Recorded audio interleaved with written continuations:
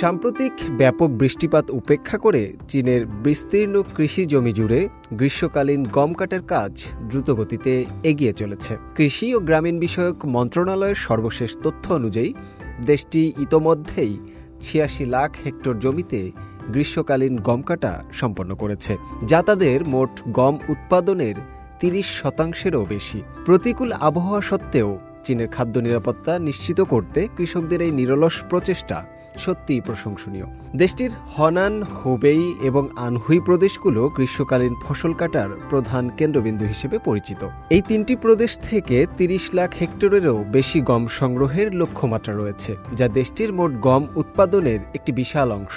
আধুনিক কৃষি যন্ত্রপাতির ব্যবহার করে এখানকার কৃষকরা দ্রুততার সঙ্গে ফসল কাটার কাজ চালিয়ে যাচ্ছেন। এছাড়াও পূর্ব চীনের চিয়াংসু প্রদেশের প্রাদেশিক রাজধানী নানচিং শহরের পুখৌ জেলায়ও গম কাটার কাজ পুরোদমে চলছে। এখানকার কৃষকরা তাদের ৪,২০০ হেক্টর জমিতে ফসল কাটার কাজ ত্বরান্বিত করেছেন। স্থানীয় কৃষি বিভাগ কৃষকদের সব ধরনের সহায়তাও প্রদান করছে, যাতে দ্রুত এবং দক্ষতার সঙ্গে ফসল সংগ্রহ করা যায়।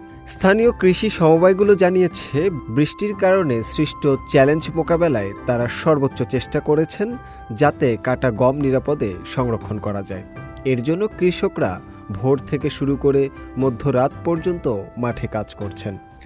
আমরা ভালো আবহাওয়ার সুযোগ নিয়ে নিশ্চিত করব যেন সব গম নিরাপদে সংরক্ষণ করা হয়। আমাদের অনেক কৃষক সকাল ৬টা থেকেই মাঠে কাজ শুরু করেন এবং কেউ কেউ তো মাঝরাত পর্যন্ত কাজ করেন।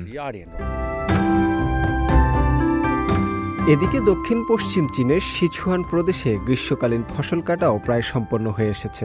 স্থানীয় কৃষকরা তাদের সংগৃহীত শস্য থেকে প্রত্যাশিত আয় নিয়েও দারুণ উচ্ছ্বসিত। কুয়াংহান শহরের গম চাষি চাং ফুপেং জানালেন, স্থানীয় একটি খাদ্য প্রক্রিয়াকরণ সংস্থা তার গম বাজারের দামের চেয়েও বেশি দামে কিনেছে।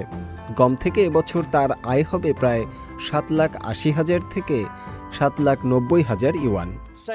উচ্চমানের কৃষি জমিতে সেচ ব্যবস্থা দারুণ কার্যকর এবং আমাদের চাহিদা পুরোপুরি মেটায়। জমিতে পাম্পিং হাউস থাকায় আমরা সময় মতো জমিতে সেচ দিতে পেরেছি। এবছর আমি আমার গমের জমিতে ৩।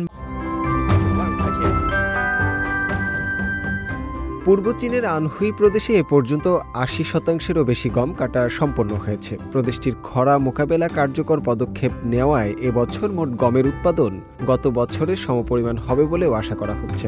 গত এপ্রিলে আনহুইতে একটানা শুষ্ক আবহাওয়া বিরাজ করলেও উচ্চমানের কৃষি জমি নির্মাণের প্রায় ৬৫ মিলিয়ন ইউয়ান বিনিয়োগের কারণে কৃষকদের ক্ষতি সীমিত হয়ে এসেছে। এই সম্মিলিত প্রচেষ্টাগুলো চীনের খাদ্য নিরাপত্তা জোরদার এবং কৃষকদের জীবনযাত্রার মান উন্নত করতে গুরুত্বপূর্ণ ভূমিকা রাখছে। প্রতিকূল আবহাওয়া এবং প্রাকৃতিক দুর্যোগ সত্ত্বেও চীনের কৃষিখাত যে দৃঢ়তা দেখাচ্ছে তা বিশ্বব্যাপী এক অনুকরণীয় দৃষ্টান্ত স্থাপন করেছে। শুভ আনোয়ার, CMG বাংলা।